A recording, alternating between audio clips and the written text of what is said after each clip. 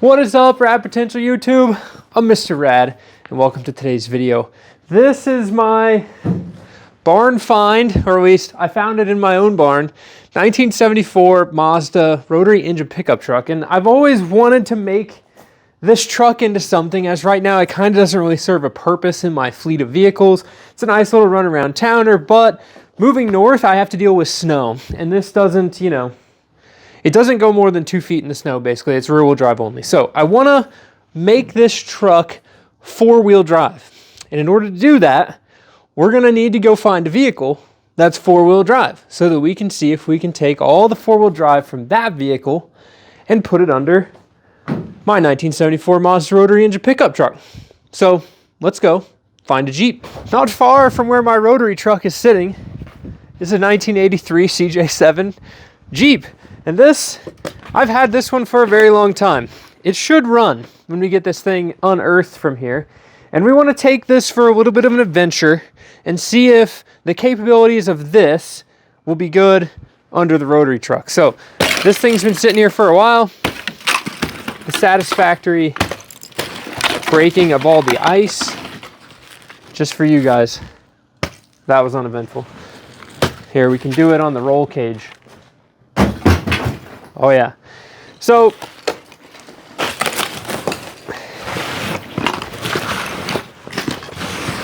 basically, up here in Indiana, it snows, as you can see. I also am guilty of, let's just say, most rotary engine enthusiasts, or at least most car enthusiasts, where I have way too many cars and I kind of want to consolidate, or like, let's say, give a car that I currently own a new lease on life as just something different. Dang, that was a big one. So the Jeep, well, it does Jeep things really well. And I love it for what it is.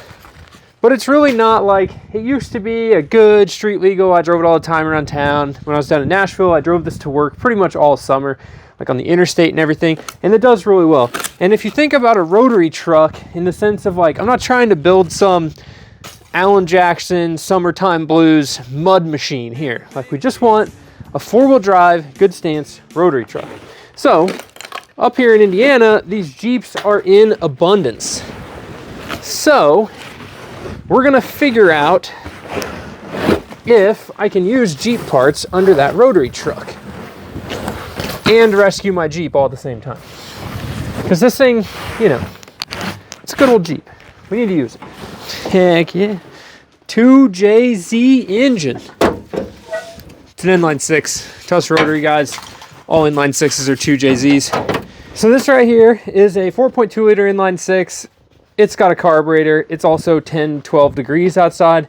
We got a nice V8 radiator because Sir Chuckles put a wrench through my original radiator. And it should, honestly, we put a battery in it, it should pretty much fire up. Now this Jeep, I've had it since high school. It was kind of my first ever project vehicle. Like I said, I drove it a bunch. When I moved up here to the ranch, this thing basically just became my ranch runaround vehicle, and I kind of quit driving it on the street. In addition to, I found out that the transmission was kind of full of water at some point, and in my days of wheeling this thing around in college and stuff, we've had water up over the hood of the Jeep a few times. However, I'm pretty confident we unbury this thing from the snow and it should run pretty well, and we'll go on a little adventure at the ranch. So call this video your inaugural ranch tour. Good old Optima yellow top from one of the cars. Jam these on here. We got the snow cleaned off. Has oil. I don't know how long it's been since I've changed the oil on this deal. One of the times I was wheeling, I actually ran over a stick and it went through my oil filter, so that's probably the last time the oil got changed. Usually I just top it off, keep running it. It doesn't get that many miles on it per year. Hey, what do you think of the Jeep? What do you think of the Jeep, laddie? Yep, me too. It's a little cold out here. One thing that kind of sucks about leaving cars sit out up in the north, so this is the stick shift, right? And if you get moisture in the clutch likes to stick together. So this thing's notorious for doing that. So sometimes I'll push the clutch in and it won't actually disengage, and then the Jeep's stuck in gear and it's driving all the time. So it should crank pretty fast, I bet. We're just going to have to pump the crap out of it. She'll start.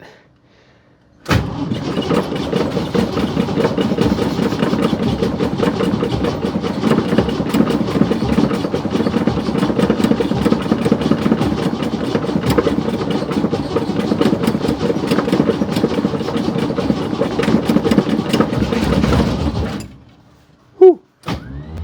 Oh, come on. You can do it. 10 degree Jeep cold start. Starter's got to turn the engine first.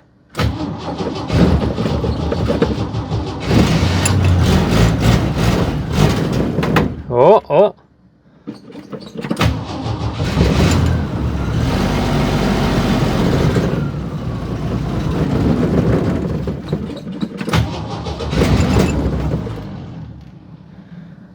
It's like a rotary engine.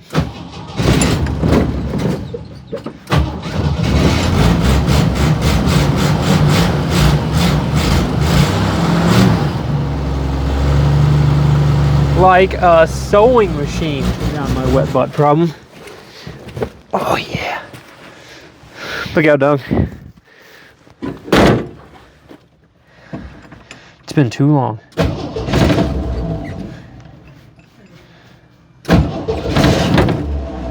Oh, come on. Oh, yes. We don't have a stuck clutch and we're already in four-wheel drive.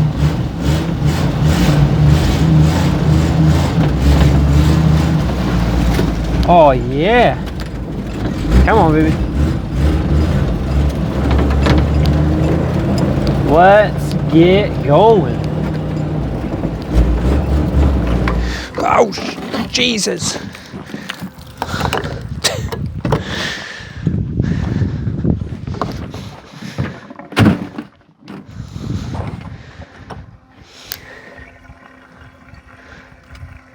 All right, don't let it match over here. Spilled a little fuel. Usually the hydraulic grade of having the fuel tank higher than where you're pumping, the little electric pump, it's a little happier to do that. And me, yeah. Sorry. Come here, let's go, jump up. Up here in Indiana, we just got smashed with, I don't know, 12 inches of snow probably this last week. And it really put into perspective how incapable my rotary truck or just any vehicle really is in the snow and ice. Now, I definitely don't need to be driving my rotary truck year round, but the fact of the matter is it sits around a lot. And I think making it four-wheel drive, especially with all the work I'm going to be doing out here at the ranch, is going to be super helpful to make that a vehicle that I use all the time. Driving back here, you can see I've done some donuts and I've done some driveway work. Notice winter playtime over there. And I'm not gonna drive down there because I think it's a little muddy and I really don't want to get stuck at the beginning of the video. I'd rather get stuck at the end. But you can kind of see where I've done some earthwork to cut a driveway down through the woods over here. And eventually we can build a house or something back there. But I didn't want to keep impacting the farmer fields over here at the front of the property. Currently, I've got a bunch of mountain bike trails in that woods, and it's really fun. My little lunch breaks while I'm living my vacation in the shop every day, I come out here and do a lap in the mountain bikes. So coming back down in the woods, if y'all were watching the videos while I was down in Tennessee, you kind of remember my house had some nice mountain bike jumps, and I enjoy being outside. Enjoy coming back here and piddling around in the four-wheeler and the Jeep as well, taking the dog for a run. But I'd love for my rotary truck to be able to come back here and cruise around and come check out the creek and just, you know, gotta keep an eye on everything at the property, make sure we don't have any hoodlums back here that aren't just me. Now, these set of tire tracks I'm following are actually Chuckles and I, who are, you know, we're hoodlums as well.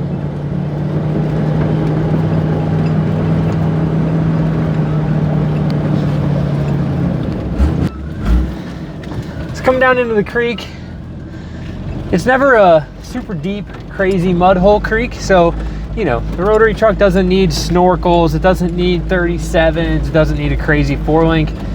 I just needed to be able to drive through here at about this pace I'm going right now. So much fun with the ice. And just come back here and explore. This is almost solid ice right here. Chunks of ice running under the ice where I crushed it with my four-wheel drive Jeep that's soon to be a four-wheel drive rotary truck.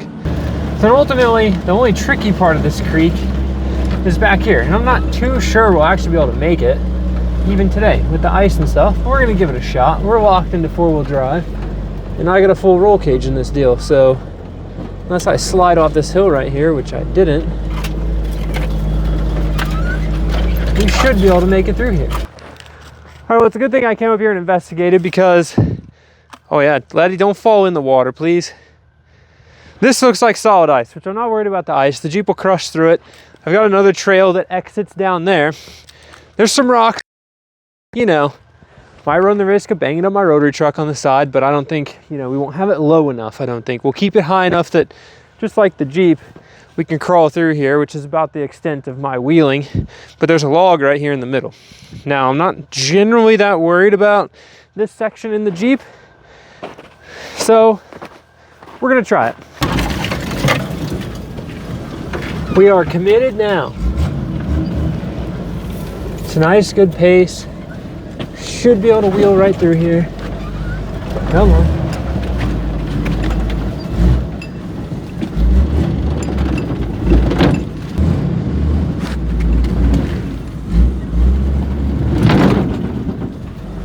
The key thing right here is to stay left, and then there's a rock I'm gonna hit with my left front wheel, and then I'm gonna have to turn right.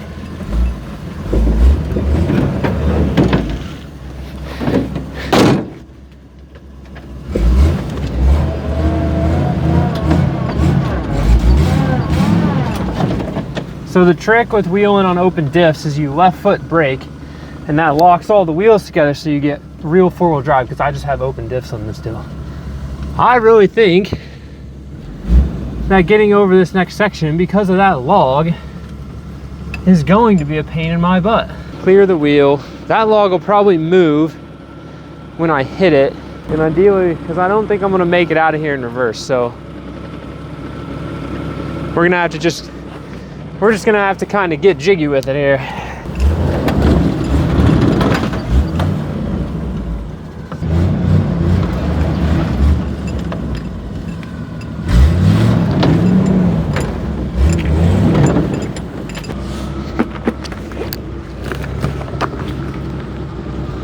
Okay, log, that. Stay to the right of the big log, which doesn't really look like it's gonna move now. And then I should be good to get through there. On the right's earth. We'll make it through the earth. Okay. The log on the right's really screwing me.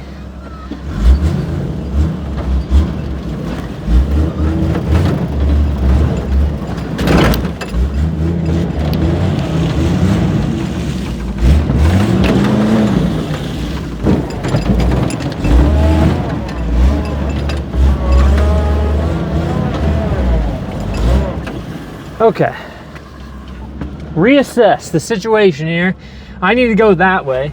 I could probably actually turn around right here because the Jeep's tall and the creek's not very deep. It's probably only about 6 or 8 inches of water. But I really want to go that way. We've got to achieve what I came back here to do, which was set an expectation for what the four-wheel drive Repu needs to be able to do. Really, it's just this log, I think, that's kind of boning me right here. Because I'm getting hung up on that. But I feel like if I come through here with a whole bunch of speed, this berm's gonna mess me up.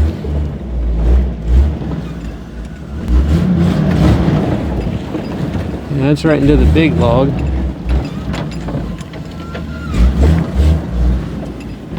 Maybe I just blitz through there.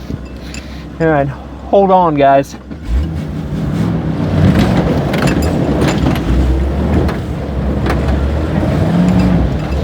There we go. Easy peasy.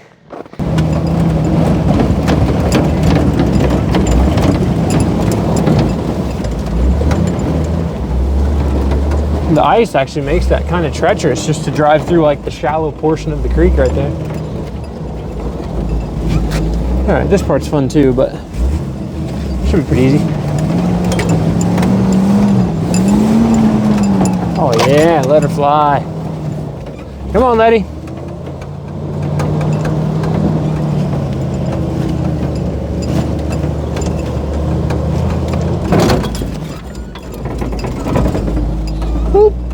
Oh wait, we're not gonna bang the rotary truck off tree limbs like that. Okay, jump up, let's go. Come on. There you go. It's getting more rotary-like, starts every time.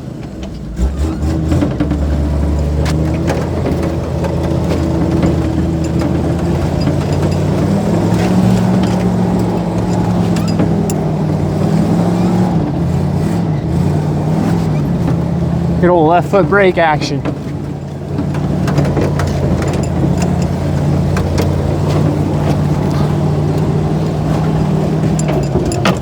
There we go.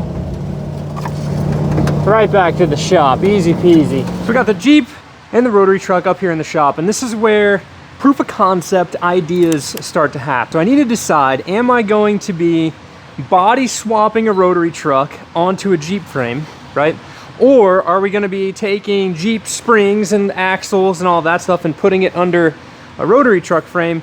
And then we also kind of need to decide on how tall we want the rotary truck in order to fit, or I guess decide on how big of a tire we want to put on it. Ultimately, the stance I have in my head, and I'll put a picture on the screen, is like a really nice SR5 1987 Tacoma. And if y'all remember way back on the channel, I had a little truck called Big Red. It said Red Demon on the top of the windshield. It was a rowdy little 87 Tacoma. And honestly, it'd be cool to kind of be a little bit lower, but also a little safer to drive than that. So let's get to measuring, at least put some numbers, as I'm an engineer, put some numbers to the whole swap we want here. So let's just start with the Jeep. I kind of want to know the wheelbase. We'll say 96 inches. The 1979 CJ7s were actually significantly narrower than this one, so we're looking at 68 inches wide. The rotary truck is significantly longer. This is 105 and that one was 96, so this is 10 inches longer between the wheels. And as far as the width, it would be this plus 7 inches, 67 inches. So the width is about right. With those Jeep wheels on a Jeep axle, the width would be about the right width of the truck. The rotary trucks have these really sexy box flares on them, and honestly, this one right here has, these wheels are pretty stanced out compared to the stock wheels, which would have been mega sunk. So let's get this up in the air and look at the frames of both of these. Come on. Let me tell you, getting this rotary truck in here, I had to like pull it in here because it just doesn't run all the time. We got some more fixings to do on this at a later date. So up under the truck, we've got two frame rails, just like a Jeep would have. They're a little bit weirdly shaped compared to a Jeep, kind of just looking, Jeep might be a little bit narrow at the front, I don't know. I'm really not liking the whole like swap the frames, because the rotary truck, like my rotary truck, runs and drives. I guess we took the carburetor off of it, but effectively runs and drives. So I can just get away with like swapping the suspension versus rebuilding my whole truck on a whole new frame, which is a lot of work. So I want to measure out, just kind of checking the width here, and I want to note that. So we've got 28 inches wide at the front, and back here where the leaf springs go, the leaf springs are 45 inches. That's how detailed we're going to get here. So Ripu, let's do the Jeep. We're going to assume a similar kind of wedge shape here. So narrow in the front, fattens up in the middle, comes back like this. Front width 29. The rear width, leaf spring to leaf spring, 40. So they don't quite match up. We got a little bit narrow in the front on the truck, a little bit wider in the back on the truck compared to the Jeep itself. So the leaf springs and stuff from a CJ7 won't just bolt up underneath the vehicle. The other thing I want to check is, we know that there's a difference in wheelbase, right? So the wheelbase of the front, let's just arbitrarily draw a line from here and then arbitrarily draw a line to the back. This was, what, 106 inches, right? Front to back on the rotary truck, and the Jeep was 8 feet, so 96 inches over here. So we have a 10-inch difference. Now where this matters is the location of the drivetrain. So what I kind of want to figure out is where the back of the transfer case is in the Jeep, such that I can decide how we're going to actually four-wheel drive the rotary truck and not have like excessively crazy drive shaft angles, because there's not going to be a Bluetooth drive shaft on this. This is like going to be a real four-wheel drive where there's actual drive shafts. So to the back of the transmission, 64 inches. The back of the transfer case, or I guess in this situation, the back of the transmission is only 37 inches. So the rotary truck has a ton more space out the back to be able to do like a transfer case, longer transmission, drivetrain swap, etc., etc. I'm going to keep my truck rotary engine specifically. Rotary engine truck, you cannot put a non-rotary engine in a rotary truck. Like, I'm a pretty big purist when it comes to the trucks. RX-7s, put whatever you want, but I might get a little sad if you unrotary a rotary truck. I'm thinking here is to do a divorced transfer case on the rotary truck, which would then allow me to put the transfer case further back. So I would have another drive shaft that goes from the transmission to the transfer case, and then from the transfer case I'd have my two drive shafts, one that goes all the way to the back to the rear axle, and then one that goes all the way to the front axle. So knowing what I know about the CJ7, I've got some parts that I'm pretty confident my ichrometer says they're going to work from a TJ, from a newer Jeep. So let's go check out those axles and see if we can make those axles line up a little bit better under the rotary truck. So if y'all were super sleuths at the beginning of the video, you saw these axles sitting here.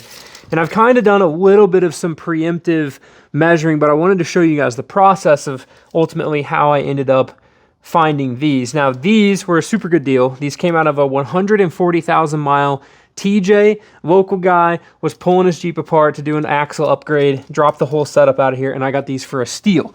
So this is a matched pair of OEM. It's a Dana 30 and a Dana 35 rear with all the 4-link stuff from the TJ. I figured with the 4-link, I'd get a little bit better ride quality than just leaf springs. Hopefully we can make this work a little bit simpler. If not, I got the axles for a super good deal. But what we need to do is measure up the width of the links on here. So can these 4-link brackets here and here attach to the rotary truck frame without a ton of extra work? So I got my little pen and paper.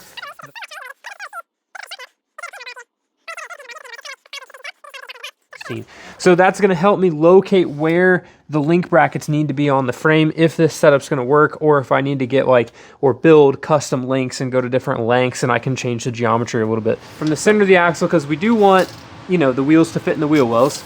Here, 14 inches, yeah, we're going to be right in the gas tank. So the lower links ought to fit there, 14 inches forward there. So the next part is, how tall do we want this to be? So I'm going to pull some wheels off this and pull the wheels off the Jeep and kind of get a gauge of how high up I'm going to want the truck, which is also going to determine where those link arms go, because I may have to build some decent extensions here to get the links to sit the truck at the right height.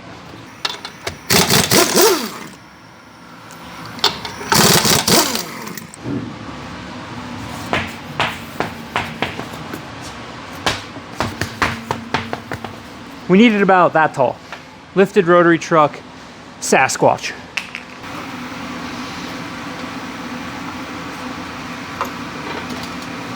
There we go. Now we're safe.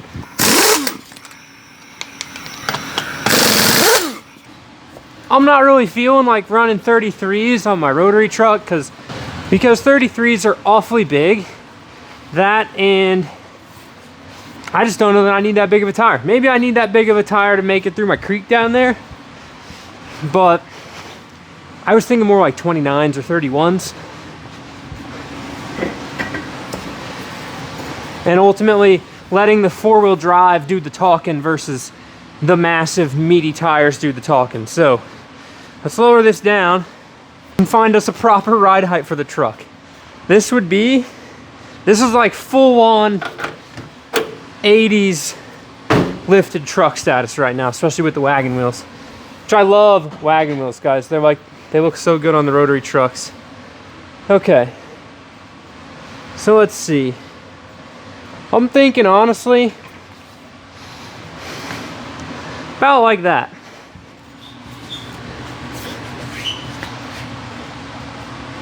But with a little bit smaller tire.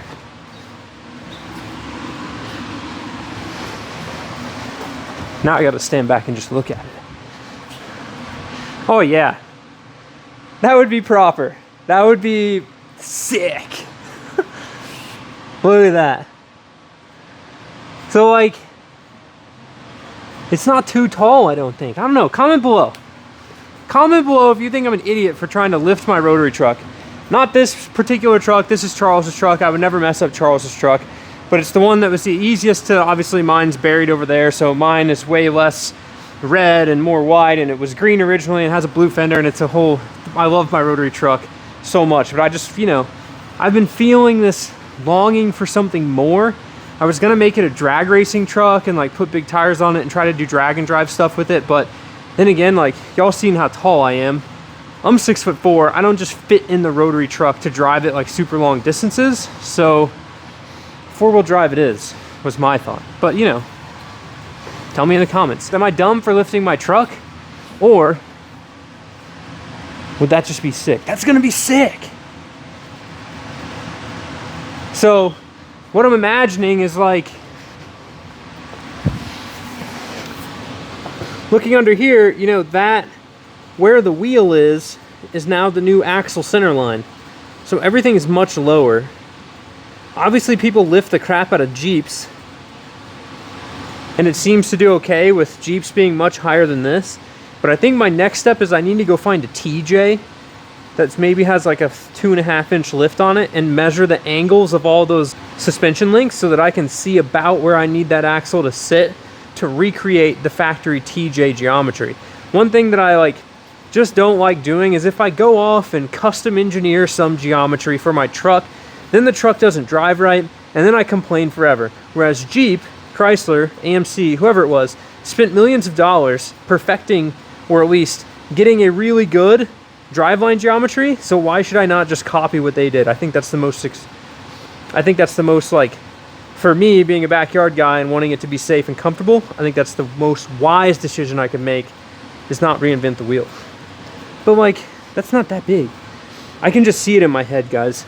The rotary truck sitting big like this, I could walk up to it and not compensating for anything.